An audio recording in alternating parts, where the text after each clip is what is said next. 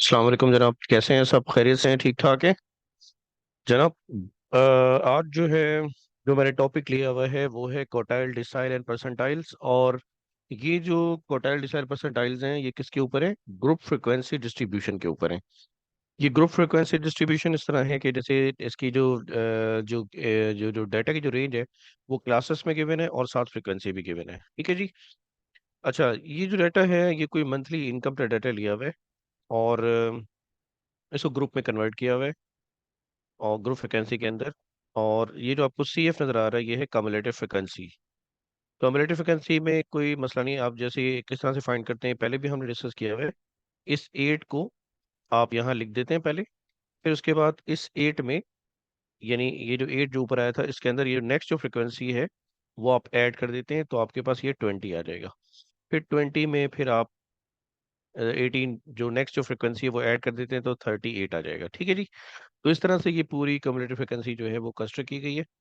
उसके साथ साथ एक और चीज़ मैं आपको बताऊं जो मैंने टेबल जो है कंप्लीट नहीं किया हुआ, वो है ये वाला सी बी। सी बी क्या चीज़ है? क्लास बाउंड्रीज है। तो क्लास बाउंड्रीज हम क्यों कंस्ट्रक्ट करते हैं? देखें, जब भी कभी डाटा सेट के अंदर डिसकंटिन्यूटी हो, फॉर एग्जांपल जैसे जो क्लास अगर मैं देखूं तो वो कहाँ से स्टार्ट हो रही है? ये स्टार्ट हो रही है जीरो जीरो से स्टार्ट हो रही है और 1999 तक पहुंची है। फिर दोबारा क्लास, दूसरी क्लास स्टार्ट हो रही है 2000 से और ये जाती है 3999 पे। तो अगर आप देखें तो इनमें डिसकंटिन्यूटी मौजूद है। जो फर्स्ट क्लास जहां एंड हुई है वहां से स्टार्ट नहीं हुई, बल्कि उससे एक डिजिट आगे से जो है वो स्टार्ट हुई है। दूसरी क्लास, ये पहली क्लास है, ये दूसरी क्लास है। ठीक है। अब ये जो डिसकंटिन्यूटी है इसको रिजॉल्व करने के लिए हम ये करते हैं कि ये जो पहली जो क्लास लिमिट है ना उसमें से माइनस करते हैं 0.5, क्योंकि इसमें वन का डिफरेंस है, यानी वन का डिफरेंस है। तो जब हम लोग करते हैं कि जो आखिरी वाली जो ये जो है ना बाउंड्री, फर्स्ट वाली, यानी आखिरी लिमिट जो है, यानी अपर लिमिट इसे कहते हैं आप, और जो लोअर लिमिट है दूसरी उससे अगली वाली क्लास की, इन दोनों को माइनस करते हैं। इनका डिफरेंस जो भी आ रहा होता है उनको हम टू से डिवाइड कर देते हैं। तो अगर आप देखिए इनका डिफरेंस वन आ रहा है, टू से डिवाइड करेंगे तो कितनी वैल्यू आ जाएगी? 0.5। ये जो 0.5 जो हमारे पास वैल्यू आई है, ये हम फर्स्ट यानी लोअर लिमिट में से माइनस करते हैं, हर हर क्लास की लोअर लिमिट में से माइनस करते हैं और अपर लिमिट में हम ऐड कर देते हैं। तो अगर हम इसमें ऐड करें तो ये रहेगा 199.5। ठीक है जी। और यहाँ पे इसमें से माइनस में, क्योंकि जीरो है तो जीरो में से 0.5 जो माइनस करेंगे तो माइनस का 0.5 हो जाएगा। लेकिन हम ये जानते हैं कि ये डाटा सेट किसका है? मंथली इनकम का है। तो इनकम माइनस में नहीं है हुई ना, तो इस वजह से हमने इसको लिख दिया है माइनस में अपने इसके लिए, ताकि हम एक रूल्स को आगे बढ़ा सकें। लेकिन हमें पता है कि माइनस में की वैल्यू नहीं होनी चाहिए। तो इस तरह से जनाब ये डाटा पूरा आगे के साथ जो क्लास बाउंड्रीज है ना ये आगे बढ़ेंगी। ठीक है, ये आगे बढ़ती जाएंगी। इसको मैंने डॉट डॉट करके छोड़ दिया है और आखिरी वाले में मैंने लिख दिया है कि इसमें से आप 0.5 क्या करते हैं? बढ़ाते हैं, और इसमें से 0.5 आप कम करते हैं। और जब आप इसमें आप 17.999 में 0.5 बढ़ाएंगे तो ये रहेगा 17.999.5, और इसमें से आप कम करेंगे तो ये वापस से 17.99.5 हो जाएगा। और इसमें आप जब आप बढ़ाएंगे तो ये रहेगा 19,999.5 हो जाएगा। ठीक है जी। तो इस तरह से क्लास बाउंड्रीज हमारे पास यूज होंगी। अच्छा, ये जो इंडिविजुअल्स हैं ये 75 इंडिविजुअल्स हैं जिनका ये सैलरी का डाटा सेट है। तो ये रहेगा यहाँ पे 75। ये एक एग्जाम्पल है और ये एक डमी डाटा समझ लें कंस्ट्रक्ट किया गया है। अच्छा, हमें क्योंकि करने हैं क्वार्टाइल्स, तो क्वार्टाइल्स के लिए हम थोड़ी सी डिस्कशन कर लेते हैं। क्वार्टाइल्स जो होते हैं वो डाटा को 4 पार्ट में ब्रेक कर देते हैं, लेकिन खुद कितने होते हैं? ये 3 होते हैं। और ये इक्वल पार्ट्स में डाटा को ब्रेक कर देते हैं। अगर हमारे पास ग्रुप फ्रीक्वेंसी डिस्ट्रीब्यूशन हो तो हम इसमें क्वार्टाइल्स कैसे फाइंड करेंगे? क्वार्टाइल्स क्योंकि बात करते हैं जैसे कि फॉर एग्जाम्पल ये मैं डाटा लिखूं, ये फॉर एग्जाम्पल ये डाटा की लाइन है, तो आप इसमें इस तरह से ये डाटा के पोर्शन बना देते हैं। ये तो ये इक्वल पोर्शंस होते हैं, ये आपको इक्वल नहीं नजर आ रहे होंगे, ये Q2 और ये Q3। और डाटा के अगर पार्ट देखें तो पहला पार्ट डाटा का, दूसरा, तीसरा और ये चौथा, तो 4 डाटा के पार्ट हो जाएंगे। और क्वार्टाइल लेकिन 3 होंगे। ठीक है। इसी तरह से डिसाइल हम जब करेंगे तो वो डाटा को 10 इक्वल पार्ट में ब्रेक कर देंगे और हर हर पार्ट ये यानी और खुद जो होंगे वो 9 होंगे। इसी तरह से परसेंटाइल जो है वो 99 होंगे। अच्छा जी, तो अब मैं आगे जब बढ़ूं तो मैं ये कहने जा रहा था आपसे कि ये जो होते हैं ना क्वार्टाइल्स, तो ये किसी कोई परसेंटेज को भी रिप्रेजेंट कर सकते हैं। फॉर एग्जांपल जैसे मैं आपसे कहूँ कि अगर Q1 है, वो जो है 25% होता है डाटा का, ठीक है। और Q2 जो है वो 50% होता है डाटा का। और जो Q3 है, जिसे हम अपर क्वार्टाइल भी कहते हैं, वो 75% होता है डाटा का। यानी डाटा के 75% पे जो है वो कैलकुलेट किया जाता है। तो इसलिए डाटा का असेंडिंग ऑर्डर में होना जरूरी है। तो पहले डाटा का असेंडिंग ऑर्डर में होना जरूरी है। तो देखिए, फ्रीक्वेंसी डिस्ट्रीब्यूशन टेबल जो हम कंस्ट्रक्ट करते हैं, तो उसमें डाटा पहले ही क्या होता है, हम उसको करते ही ऑर्डर के अंदर है, ठीक है। अच्छा जी, तो अनग्रुप डेटा सेट के लिए जो हमने कोटाइल्स पहले फाइंड किए थे, उसकी वीडियो का जो लिंक है वो मैं आपको आई बटन में प्रोवाइड करूंगा। आप उसको जो है वो आप देख लीजिएगा, तो अनग्रुप के आपको कोटाइल्स फाइंड करना भी आ जाएंगे, ठीक है जी। तो ग्रुप के लिए कोटाइल फाइंड करने के लिए पहले हम कुछ नोटेशंस को देख लेते हैं। ये जो क्यू एन लिखा हुआ है, Q1 is equal to sum F divide by 4 multiply by N, ये हम यूज करते हैं क्वार्टाइल क्लास के लिए। यानी इसके अंदर आप देखें तो डिफरेंट क्लासेस हैं, क्योंकि डाटा असेंडिंग ऑर्डर में तो है, लेकिन ये डाटा क्लासेस में कन्फाइंड है। तो इस वजह से हमें देखना पड़ता है कि अगर Q1 है तो वो कौन सी क्लास में होगा, Q2 कौन सी क्लास में होगा, Q3 कौन सी क्लास में होगा। तो ये हमें जरूरत पड़ती है कि हम बताएं कि क्वार्टाइल क्लास हम यहाँ पे डिफाइन करें, यानी इस तरह से लिखें जैसे Q1 is equal to sum F divide by 4 multiply by. सबसे पहला ही जो हमारा जो स्टेप है वो यही है कि हम पहले क्वार्टाइल क्लास फाइंड करें। अच्छा, यहाँ पे जो लिखा हुआ है ना कैपिटल एन, इस कैपिटल एन की मीनिंग है क्वार्टाइल नंबर। अब क्वार्टाइल कितने होते हैं, जैसे हमारी बात हुई थी 3 होते हैं। तो कि अगर एन की वैल्यू 1 होगी, तो आप क्या कहेंगे, आप कहेंगे फर्स्ट क्वार्टाइल। और इसको आप किससे रिप्रेजेंट करेंगे, Q1 से। और इसको आप लोअर क्वार्टाइल भी कह सकते हैं। इसी तरह से N2 अगर होगा तो वो सेकंड क्वार्टाइल कहलाएगा, और आप उसको Q2 से रिप्रेजेंट करेंगे, और आप उसको मीडियन कहेंगे। इसी तरह से Q3 होगा, आप उसे थर्ड क्वार्टाइल कहेंगे, और Q3 से रिप्रेजेंट करेंगे, और उसे आप अपर क्वार्टाइल भी कह सकते हैं। तो अपर क्वार्टाइल से भी ये जाना जाता है। उसके बाद अब आते हैं, फॉर्मूला लिखते हैं कि क्वार्टाइल किस तरह से हम कैलकुलेट कर सकते हैं, कंप्यूट कर सकते हैं। तो इसका जो फॉर्मूला है वो है Qn। ये Q जो n लिखा हुआ है, ये सब स्क्रिप्ट के अंदर लिखा हुआ है। आप जानते हैं कि दो तरह के स्क्रिप्ट होती हैं, एक ये सब स्क्रिप्ट होती है, और ये सुपर स्क्रिप्ट होती है, ठीक है।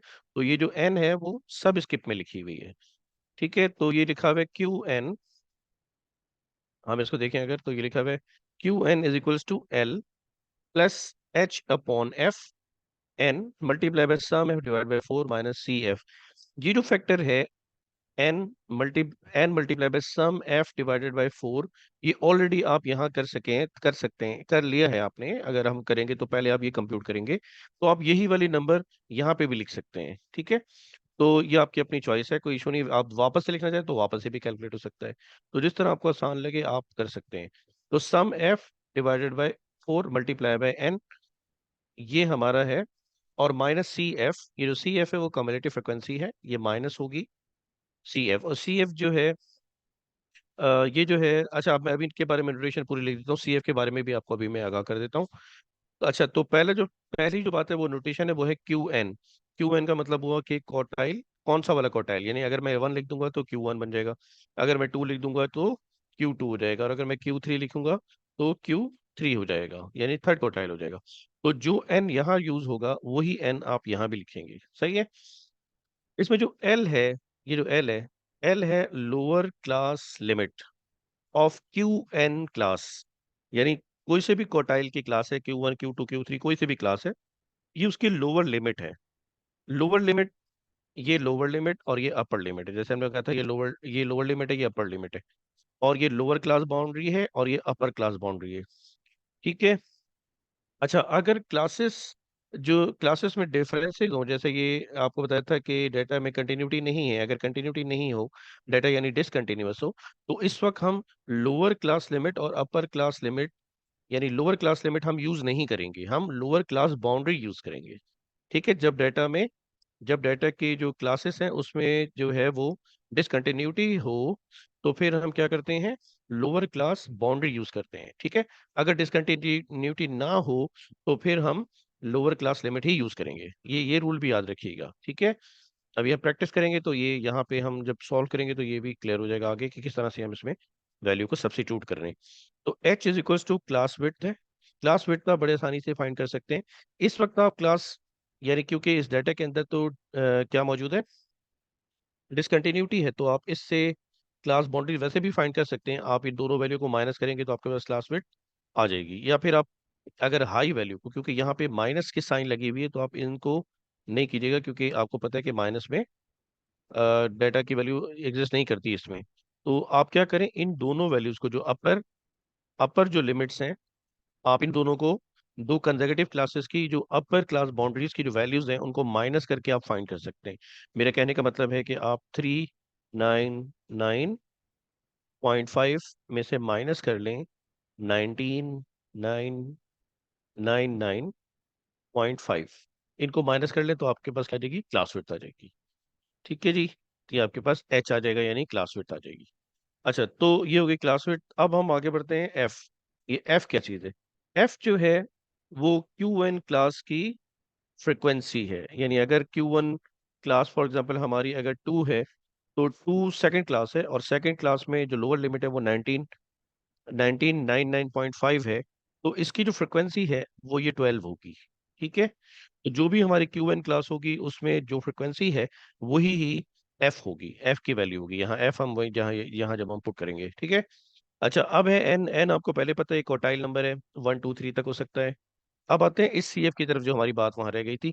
सी एफ है cumulative frequency, cumulative frequency of Q N minus one class. यानी फॉर एग्जाम्पल अगर हमारे पास क्वार्टाइल वन सेकंड क्लास में अगर आ जाता है, तो हम सी एफ इससे प्रीवियस वाली क्लास का यूज करेंगे। ये सी एफ यूज करेंगे अगर हम यहाँ पे आ जाते हैं। फॉर एग्जाम्पल अगर हमारी क्लास पहली क्लास ही क्यू वन हो जाती है, तो इससे ऊपर सी एफ तो नहीं है, तो इस वजह से हम सी एफ को जीरो कर देंगे। अगर हमारी पहली क्लास के अंदर ही क्लास जो है वो क्यू वन क्लास बन जाती है, ठीक है जी। तो अब हम इसमें जो है आगे बढ़ते हैं और किस तरह से वर्किंग करते हैं ये हम यहाँ कर लेते हैं। तो मैंने लिखा एन की जगह पे, जैसे हमारी बात हुई थी कि सबसे पहले हम क्वार्टाइल की क्लास फाइंड करेंगे। तो देखिए मैंने लिखा है क्यू वन क्लास, क्योंकि मुझे क्वार्टाइल वन फाइंड करना है। तो सम एफ जो है वो इन सब का सम है, कम्युलेटिव फ्रिक्वेंसी का वो है, सॉरी, फ्रिक्वेंसी का सम है। और ये है 75, जैसे कि मैंने यहाँ भी लिखा हुआ है। तो ये आएगा 75, और अपॉन में क्या लिखूंगा मैं, 4, क्योंकि क्वार्टाइल डाटा के 4 पार्ट में ब्रेक कर देता है, और ये फर्स्ट उसका पार्ट है। तो 75/4 मल्टीप्लाई बाय 1, तो ये रहेगा 18.7 फिफ्थ वैल्यू। यानी क्योंकि ये पोजीशन को रिप्रेजेंट करते हैं क्वार्टाइल्स, तो ये 18.7 फिफ्थ वैल्यू के ऊपर एग्जिस्ट करेगा। तो हम जानते हैं कि 18.7 फिफ्थ वैल्यू हमारे पास मौजूद, यहाँ लिखी हुई नहीं नजर आ रही। तो हम क्या करेंगे, सी एफ से जाएंगे। तो सी एफ से हम देखेंगे कि 18.75 कौन सी क्लास में एग्जिस्ट करेगा। तो अगर आप देखें तो हमारे पास पहली जो क्लास है इसके अंदर 8 है, सबसे पहला सी एफ। यानी कि पहली क्लास के अंदर कितनी वैल्यूज हैं, 8, तो सी एफ भी 8 है। दूसरी क्लास में 20 है। इसका मतलब ये हुआ कि 12 वैल्यू ऐसी हैं जो कि सेकेंड क्लास में मौजूद हैं, और उनमें 18.7 फिफ्थ वैल्यू भी सेकेंड क्लास के अंदर होगी, ठीक है जी। क्योंकि ये 20 तक बढ़ रहा है, तो 18 तो इससे पहले आ जाएगा। तो इस वजह से ये सेकंड क्लास के अंदर ही लाई कर सकती है। फर्स्ट क्लास तो 8 तक वैल्यूज थी, उसमें नहीं हो सकता। तो पोजीशन नंबर 18.75 मौजूद है सेकंड क्लास के अंदर। इस वजह से जो Q1 हमारा है वो लाइज करेगा सेकंड क्लास में। तो हम क्या लिखेंगे, Q1 class is equal to class 2 और सेकंड क्लास। तो अब जब हमें आइडेंटिफाई हो गया कि Q1 हमारा सेकंड क्लास के अंदर लाई करता है, तो अब हम लोअर लिमिट्स वगैरह ये सब हम लिख लेते हैं। तो L की वैल्यू हमने कहा था कि हम लोअर क्लास बाउंड्रीज यूज करेंगे, लोअर क्लास लिमिट यूज नहीं करेंगे। तो हमारे पास है 2000। तो 2000 में हम क्या, हम पहली वाली लिमिट में क्या करते हैं, 0.5 कम करते हैं। तो हमारे पास वैल्यू कितनी आ जाएगी, 1,999.5, ठीक है जी। अब हम हमें क्या जरूरत है, हम लिखेंगे एच। एच क्या चीज है, क्लास फिट है। तो क्लास फिट, जैसे हमारी पहली बात हुई थी, हम कोई सी भी दो कंसेक्यूटिव अपर बाउंड्रीज को या कंसेक्यूटिव नेगेटिव बाउंड्रीज को हम सॉरी, लोअर क्लास बाउंड्रीज को माइनस करके कर सकते हैं, क्योंकि हमारे पास यहाँ माइनस में वैल्यू आ रही थी, इसलिए हमने यहाँ से यूज नहीं किया, बल्कि हमने अपर बाउंड्री को यूज किया। तो ये हो जाएगा 3999.5 माइनस 199.5, यानी 999.5। इनको जब हम माइनस करेंगे तो हमारे पास जो वैल्यू आएगी वो आ जाएगी क्लास विड्थ।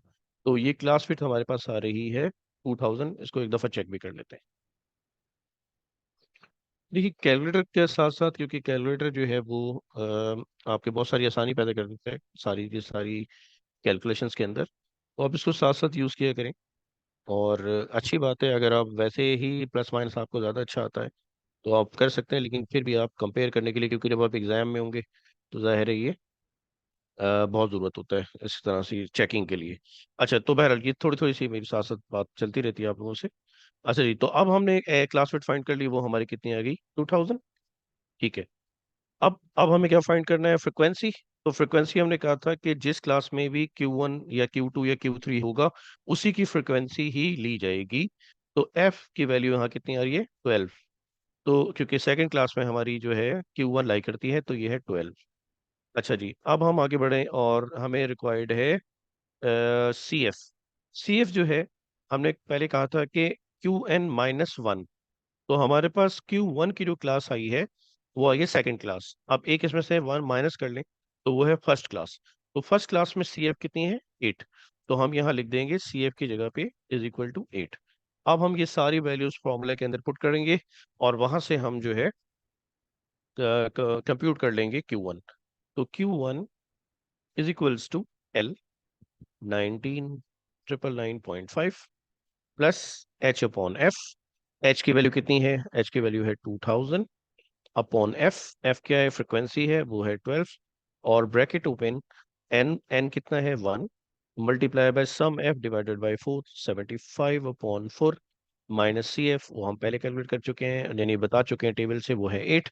तो अब हम इन सारी वैल्यूज को कैलकुलेटर में एक साथ पुट करके और वैल्यूज को फाइंड कर लेते हैं, यानी Q1 की वैल्यू को फाइंड कर लेते हैं। तो जनाब आते हैं कैलकुलेटर पे। तो इसमें हम वैल्यू को सब्स्टिट्यूट करना शुरू करते हैं। देखिए, एक साथ अगर सारी वैल्यूज को आप रखेंगे ना, तो जो डेसिमल के जो प्रॉब्लम्स आती हैं वो नहीं आएंगी। अगर आप वन बाय वन रखेंगे, सारी वैल्यूज को सिंप्लीफाई करेंगे वन बाय वन करते करते, तो फिर डेसिमल के मसले आ सकते हैं। तो एक साथ अगर आप लिख दें वो ज़्यादा बेहतर है, और इससे आप आसानी के साथ मतलब वो जो डेसिमल की जो वेरी करती है, जैसे फॉर एग्जांपल आपकी क्लास है, अब आप कोई किसी ने बिल्कुल डायरेक्ट किया है तो उसमें डेसिमल की वैल्यू कुछ और आ सकती है, और किसी ने जो है वो स्टेप बाय स्टेप किया है, यानी पहले सिंप्लीफाई किया ब्रैकेट्स को, फिर आगे तो उसमें आते आते डेसिमल के कुछ ना कुछ प्रॉब्लम्स आएंगे। अच्छा, तो ये हमारे पास, पहले मैं लिखूं n, तो n हमारा कितना है, n है 1। हम इसको मल्टीप्लाई करेंगे 75/4 से, 75/4। अच्छा, अगर आप मोबाइल के कैलकुलेटर यूज़ कर रहे होंगे ना, तो सबसे पहले ब्रैकेट को सॉल्व कीजिएगा। सबसे पहले डिवीजन होगी, जो 75/4 जो मैं कर रहा हूँ ना, ये आपको सबसे पहले करना पड़ेगा। फिर आपको माइनस करना पड़ेगा CF से। फिर जो भी वैल्यू है उसे आप 2000 से मल्टीप्लाई कीजिएगा। फिर जो भी वैल्यू है उसको 12 से डिवाइड कीजिएगा, और फिर उसमें 19,999.5 ऐड कर दीजिएगा। तो आप जो है कैलकुलेट मोबाइल के कैलकुलेटर से इस तरह से, यानी कि आंसर को सही कर सकते हैं। तो जनाब, हमारे पास जो आंसर आ रहा है वो आ रहा है 3791.1। एक दफ़ा फिर अगर आप इसको कर दें तो ये फुल डेसिमल में आपको लिख के भी दे देगा। तो आपके पास वैल्यू है ये 379191.91.1। अच्छा जी, 91, ठीक है, 0.166, 0.166। और यहाँ तक जो है ये हमारा Q1 जो है वो कैलकुलेट होके आ जाएगा। ठीक है जी। अब हम करते हैं मैं आपको पहले कैलकुलेटर से भी बता देता हूँ। देखिए, कैलकुलेटर से मतलब ये कि मोबाइल का कैलकुलेटर। मोबाइल के कैलकुलेटर में मैं आपको अगर बताऊं तो सबसे पहले आप क्या करें, 75/4 को सिंप्लीफाई करें। आंसर आप इक्वल टू करके चलते जाइएगा, तो आपका जो आंसर होगा ना वो कैलकुलेटर में रहेगा, तो डेसिमल के मसले नहीं आएंगे। 75/4 को पहले डिवाइड कर लें, जो भी आंसर आएगा, यानी 75/4 इक्वल टू प्रेस करें, जो भी आंसर है उसमें से -8 करें। ठीक है। फिर जो भी आंसर आए उसको मल्टीप्लाई कराएं 2000 से, फिर जो भी आंसर आए उसको आप 12 से डिवाइड करें, यानी इक्वल टू करते हैं आप। 12 से डिवाइड कराने के बाद जो भी आंसर आएगा उसमें आप 1999.5 ऐड कर दें, तो आपका आंसर भी सेम आ जाएगा। ठीक है, मोबाइल के कैलकुलेटर से कह रहा हूँ। अच्छा जी, तो अब हमने Q1 फाइंड कर लिया है, अब हम Q2 की तरफ बढ़ेंगे। तो जो Q2 है उसके लिए सबसे पहले हमें Q2 की क्लास फाइंड करना पड़ेगी, और जब Q2 की जो क्लास आ जाएगी तो फिर उसमें हम इसी तरह से L, H/F और ये सारी वैल्यूज को फाइंड करेंगे। तो मैं हम आगे बढ़ते हैं, इसी को प्रोसीड करते हैं। ठीक है, Q2 के लिए इसी को हम, अगर जो 75/4 लिखा हुआ था यानी 18.75 जो आया था, इसको मैं 2 से डिवाइड मल्टीप्लाई कर दूं तो भी मेरे पास Q2 की पोजीशन आ जाएगी। तो Q2 class Q2 class is equals to 75/4 multiply by 2। तो यहाँ से जो भी वैल्यू आएगी उस पोजीशन के ऊपर Q2 मौजूद होगा। तो हम लोग कर लेते हैं इसको इवेल्युएट। तो जनाब ये वैल्यू आएगी 75/4, 75 डिवाइडेड बाई 4, और इसको हमें मल्टीप्लाई करना है 2 से। तो ये हम कर देते हैं। तो अब हम इसको इक्वल प्रेस कर लेते हैं, इसको हम जो है ऐसे इंटू डी कर लेते हैं 37.5। तो 37.5 वैल्यू हमारी, यानी पोजीशन, वैल्यू से मतलब पोजीशन, हमारे पास Q2 की Q2 क्लास होगी वहां पे।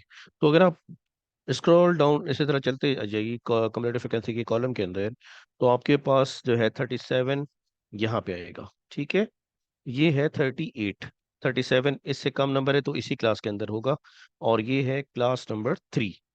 तो Q2 class is equals to class 3। ठीक है जी। तो क्लास 3 में अगर हम देखें तो अब हमें एल बताना है, लोअर क्लास लिमिट, जैसे हम लोअर क्लास बाउंड्री यूज करेंगे। ठीक है, तो ये है नंबर 1, ये नंबर 1 क्लास है, ये नंबर 2 है, और ये है नंबर 3 क्लास। तो ये आ रहा है 4000, इसमें से हम -0.5 करेंगे। ठीक है जी। तो रहेगा 3, ये हमारे पास, हाँ यहाँ पे ये इसमें से, यानी कि इसमें से 0.5 हम कम करेंगे, तो 3999.5, 3999.5। इसके बाद क्लास विड्थ देखें, क्लास विड्थ तो हमारे पास सेम रहेगी जो हमारे पास पहले भी थी। इसी तरह से हमारे पास जो है, जो एफ है वो इसी क्लास की फ्रिक्वेंसी होगी, और क्लास 3 की फ्रिक्वेंसी कितनी है 18, तो ये हमारे पास आ जाएगा 18। इसी तरह से अब हम जो है फाइंड करेंगे कम्युलेटिव फ्रिक्वेंसी। कम्युलेटिव फ्रिक्वेंसी जो होती है वो क्लास 3 से पहले वाली, Q1 क्लास -1। तो हमारे पास ये है 20, तो ये है 20 CF के लिए यूज होगा यहाँ पर, तो हम यहाँ लिख देंगे 20। अब जो है, अब हमारे पास वैल्यूज जो है वो सारी हमने यहाँ पे लिख दिए, टेबल से असाइन कर दिए। अब हम फॉर्मूला में पुट कर देते हैं, तो Q2 is equals to L 3999.5 plus H/F 2000/F multiply by N। N क्या है, क्लास क्वार्टाइल नंबर, और sum F 75/4 minus C F 20, ये हमने कर दिया। अब हम इसको इवेल्युएट कर लेते हैं with the help of calculator. तो जनाब कैलकुलेटर पे आते हैं, अब हम सारी वैल्यूज के अंदर सब्स्टिट्यूट कर देते हैं। तो पहले है कितनी वैल्यू, 3999.5, इसको हम प्लस करेंगे, और इस प्लस करने के बाद हम यहाँ से फ्रैक्शन में वैल्यू हमारे पास है 2000 डिवाइडेड बाई 18, और फिर हम इसको मल्टीप्लाई करेंगे, ब्रैकेट ओपन करेंगे, वैल्यू हमारी है 2 मल्टीप्लाई बाय सम एफ, यानी कि 75/4, और इसी तरह से -CF। तो CF हमारे पास है 20, ब्रैकेट क्लोज करेंगे, वापस इक्वल प्रेस कर देंगे। एक दफ़ा आप वैल्यूज़ को वापस से चेक भी कर लिया करें कि आपने वैल्यूज सही पुट की हैं। ठीक है, ताकि कोई डिस्क्रिपेंसी आपके आंसर में ना आए, और आपके जो मार्क्स हों वो आपको पूरे मिले। ये बड़ी इंपॉर्टेंट चीज़ होती है मैथमेटिक्स के या स्टैटिस्टिक्स के पेपर में, कि आप वापस से अपने स्टेप्स को चेक भी करते हैं। तो जनाब आपके पास जो Q2 की वैल्यू आ रही है, Q2 को आप मीडियन भी कहते हैं, और ये वैल्यू आपके पास आ रही है 5943, 5943 .94 पॉइंट, एक मिनट रुकिएगा, 0.94। ठीक है जी। तो ये आपके पास आ गया Q2। अच्छा, साथ साथ यूनिट भी लिखती जाइए। यूनिट इसकी है डॉलर्स। ठीक है जनाब, तो अब हम बढ़ते हैं Q3 की इस तरफ। तो Q3 के लिए हम पहले Q3 क्लास फाइंड करेंगे, इसी तरह से ही करेंगे अब जैसे हमने पहले किया था। बस 75/4 को मल्टीप्लाई बाई 3 कर देंगे, और उसी तरह से हम लोअर क्लास लिमिट या वो लोअर क्लास बाउंड्रीज और एस क्लास वेट की वैल्यू और कम्युलेटिव फ्रिक्वेंसी की वैल्यू सारी हम इसमें पुट करेंगे। तो हमारे पास जो है Q3 भी कैलकुलेट होके आ जाएगा। तो जनाब, Q3 class is equal to sum F divided by 4 multiply by 3 is equal to. तो ये हम लोग यहाँ से देख लेते हैं। 75 डिवाइडेड बाय 4, ठीक है, is equal to multiply by 3। तो ये हमारे पास आ रहा है S/D 56.25। तो 56.2 फिफ्थ पोजिशन या वैल्यू। ठीक है, तो यहाँ से हम इसको इरेज कर देते हैं ताकि थोड़ा सा साफ सी स्क्रीन हो जाए, रफ वर्क हट जाए। ब्लैक पेन यूज कर लेते हैं इस दफा। Q3 की जो क्लास है, Q3 क्लास वो क्लास होगी जिसमें 56.2 फिफ्थ वैल्यू होगी। तो यहाँ से आप देखते जाइए, ये क्लास ये यहाँ पर है। 52 के बाद होगी, तो 52 के बाद 62 हमारे पास कम्युलेटिव फ्रिक्वेंसी आ रही है। तो ये क्लास है। यहाँ से आप देखते रहे 1 2 3 4 5, ये फिफ्थ क्लास है जनाब। तो ये है फिफ्थ क्लास। तो अब हम इसमें उसी तरह से एल लिखेंगे। एल इज इक्वल्स टू, तो क्योंकि फिफ्थ क्लास में ये हो जाएगा 799.5, 799 7999.5। अच्छा, इसकी जो फ्रिक्वेंसी है, फ्रिक्वेंसी इसकी है जनाब 10। तो हम फ्रिक्वेंसी यहाँ लिख देंगे 10। और इसकी जो कम्युलेटिव फ्रिक्वेंसी है वो उससे प्रीवियस क्लास की होती है। कम्युलेटिव फ्रिक्वेंसी है 52, तो हम यहाँ लिख देंगे 52। अच्छा, वेट जो है क्लास वेट वो तो सेम रहती है हर हर क्लास के अंदर, तो वो 2000 है। अब आप वैल्यू सारी पुट कर देते हैं। Q3 is equals to 7999.5 plus H/F 2000 upon 10 multiply by n है 3, 75 अपॉन 4 माइनस सी एफ है 52। अब हम इन सारी वैल्यूज को सिंप्लीफाई कर लेंगे तो हमारे पास Q3 आ जाएगा, और इसकी यूनिट हम पहले ही लिख देते हैं। ठीक है जी, तो अब हम इसको इवेल्यूएट कर लेते हैं। तो वापस आ गए कैलकुलेटर पे। अब हम वैल्यूज को सब लिख देते हैं। तो हमारे पास कितनी वैल्यू आ रही थी? 7999.5, 7999.5 प्लस करते हैं आप H/F से। तो H आपको पता है वो है 2000, और अपॉन में आपके पास होता है F, और F इस दफ़ा जो है वो है 10।